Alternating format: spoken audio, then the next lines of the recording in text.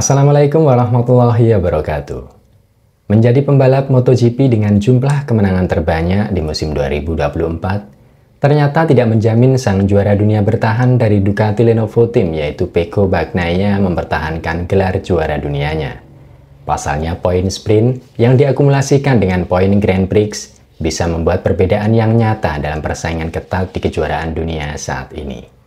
Namun perlu digarisbawahi bahwa selain Martin merupakan salah satu pembalap tercepat Ducati saat ini, dia juga memiliki strategi konsistensi yang jauh lebih baik dari Pecco di musim ini, baik konsistensi dalam pengumpulan poin sprint maupun Grand Prix. Hal itu kini telah terbukti bahwa meskipun Martin kalah 8 kali kemenangan Grand Prix dari Pecco hingga Barcelona 2024, namun dalam data DNF atau jumlah gagal finish, Jorge Martin sepanjang musim 2024 tercatat jauh lebih sedikit mengalami DNF daripada Pecco Bagnaia, di mana Martin mengalami DNF dalam race Grand Prix 2 kali, sedangkan Pecco mengalami 3 kali DNF dalam race. Kemudian dalam sprint, Jorge Martin mengalami 2 kali DNF, sedangkan Pecco mengalami 5 kali DNF. Artinya dalam manajemen pemanfaatan poin sekecil apapun, Martin jauh lebih baik dari Pecco.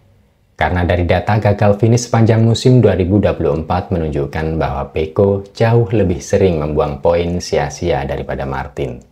Salah satu contoh kekalahan mencolok Pecco dari Martin soal koleksi poin adalah sejak seri Aragon hingga Mandalika. Di Aragon, Martin sukses mengoleksi 9 poin sprint dengan finish di podium 2. Sedangkan Pecco yang terseok-seok dengan masalah ban depannya waktu itu hanya mampu finish di posisi 9 dengan hanya mengumpulkan 1 poin sprint. Situasi yang lebih buruk lagi dialami Pecco saat race utama, di mana dia mengalami DNF dalam insiden dengan Alex Marquez dan membuang poin sia-sia. Sedangkan Martin mampu mengumpulkan 20 poin dengan mengakhiri balapan di podium 2. Kemudian dalam 2 kali race kandang di seri Misano, Pecco tidak memiliki keunggulan dari Jorge Martin dalam pengumpulan poin, di mana dalam seri San Marino, Martin sukses mengumpulkan 12 poin sprint dengan finish pertama, sedangkan Pecco mengumpulkan 9 poin sprint dengan finish kedua. Dan di saat race utama, Pecco sedikit lebih baik dalam pengumpulan poin daripada Martin, di mana Pecco yang finish di posisi 2 mampu menambah koleksi 20 poin. Sedangkan Martin yang saat itu diprank dengan cuaca gerimis hingga membuatnya 2 kali masuk pit lane untuk mengganti motor, hanya mampu finish di posisi ke-15 dengan tambahan 1 poin.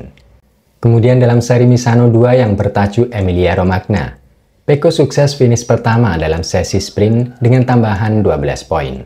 Sedangkan Martin menambah koleksi 9 poin dengan finish di podium 2. Namun dalam race utama, Pecco lagi-lagi membuang poin penting di kejuaraan, di mana masalah ban belakang kembali terjadi, yang membuatnya kesulitan hampir separuh balapan. Sayangnya di saat kinerja ban mulai optimal di paruh kedua balapan, Pecco mengalami crash dan membuang 16 poin penting jika saat itu dia mampu finish di podium 3. Sedangkan rival terdekatnya di kejuaraan dunia yaitu Jorge Martin mampu mengumpulkan 20 poin dengan finish di podium 2. Selanjutnya dalam seri Mandalika, Indonesia, Pecco sukses memenangkan sesi sprint dengan menambah koleksi 12 poin di saat Martin keluar dari zona poin setelah dia mengalami crash saat memimpin balapan dan finish di posisi ke-10. Namun saat race utama, Martin sukses meraup poin penuh dengan meraih kemenangan di saat Pecco hanya mampu finish di posisi ketiga dengan tambahan 16 poin. Jika kita kalkulasikan koleksi poin antara Pecco dengan Martin sejak race Aragon hingga Mandalika, dengan 4 kali sesi sprint dan 4 kali sesi race, Martin sukses menambah koleksi total 96 poin.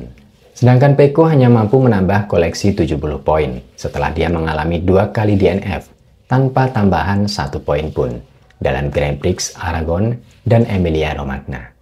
Selisih 26 poin dengan keunggulan Jorge Martin selama 4 seri sejak Aragon, San Marino, Emilia Romagna, dan Mandalika.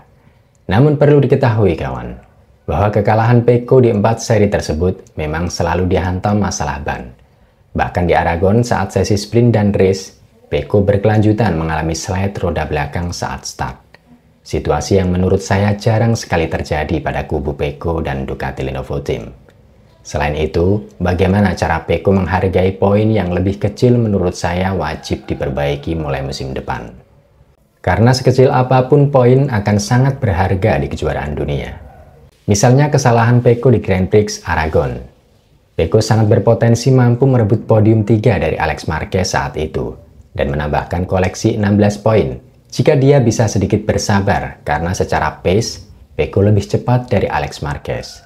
Tapi pada akhirnya Peko justru kehilangan harapan 16 poin. Kemudian dalam Grand Prix Emilia-Romagna, Peko kembali membuang 16 poin penting. Padahal pada momen itu posisi ketiganya jelas tidak akan terkejar oleh Marquez dengan gap yang sudah cukup untuk mempertahankan posisi ketiga hingga garis finish. Sedangkan untuk mengejar Martin dan Enea waktu itu terlihat beresiko bagi Peko dengan grip yang tersisa di lap-lap akhir. Alih-alih dapat memperjuangkan posisi kedua atau kemenangan, yang terjadi justru Peko mengalami crash dan tidak mendapatkan tambahan 1 poin pun di Grand Prix Emilia-Romagna. Dari sini kita bisa menilai bahwa semua pembalap memang butuh kemenangan, kawan. Namun konsistensi perolehan poin tidak bisa diabaikan. Artinya kemenangan bisa diperjuangkan jika memungkinkan. Tapi jika tidak memungkinkan, maka poin realistis wajib diperhitungkan tanpa harus mengambil resiko nihil poin dalam balapan. 11 kemenangan tanpa gelar. Nampaknya sudah bisa diterima Peko dengan lapang dada. Peko juga mengungkapkan bahwa kegagalannya dalam mempertahankan gelar musim 2024 memberi pelajaran berharga baginya untuk memperjuangkan kembali gelar di musim depan. Saya harus lebih mengerti soal beberapa situasi, karena saya ditabrak pembalap lain 3 kali dan terjatuh 4 kali karena hal-hal kecil. Saya seorang pembalap yang tidak pernah menyerah, namun terkadang lebih baik mengakhiri balapan di posisi 4 atau 5 daripada terjatuh. Kapasitas seorang Peko Bagnaia saya rasa tidak diragukan lagi. Bahkan masih sangat layak menjadikan dirinya sebagai salah satu kandidat peraih gelar juara dunia di musim depan. Namun bagaimana dia menghargai setiap poin yang diperoleh, dan bagaimana dia menyikapi situasi selama balapan tanpa harus membuang poin sia-sia, akan menjadi evaluasi serius untuk Peko di musim depan. Selain itu, saya rasa Peko juga wajib membiasakan untuk kembali berjuang setelah terjatuh. Pasalnya Peko seringkali tidak lagi mengangkat motor di saat kondisi masih memungkinkan untuk kembali melanjutkan balapan setelah terjatuh. Kecuali kondisi motor pasca crash memang sudah tidak memungkinkan untuk melanjutkan balapan, alias mengalami kerusakan parah, okelah, DNF mungkin bisa diterima. Artinya kebiasaan Peko yang bisa merugikan dirinya di kejuaraan harus mulai dirubah jika dia tidak ingin terseok-seok di seri-seri terakhir dalam perebutan gelar. Tapi bagaimanapun, kegagalan adalah guru terbaik, kawan. Semoga informasi yang saya bagikan bermanfaat dan bisa menemani waktu santai kalian semua. Jangan lupa dukung selalu channel ini, kawan, dengan cara like, subscribe, share, dan komen. Serta tidak bosan selalu saya ingatkan, biasakan berdoa dan cek kondisi kendaraan Anda sebelum pemakaian. Akhir kata, wassalamualaikum warahmatullahi wabarakatuh. See you next time and thank you for watching my video. Ciao!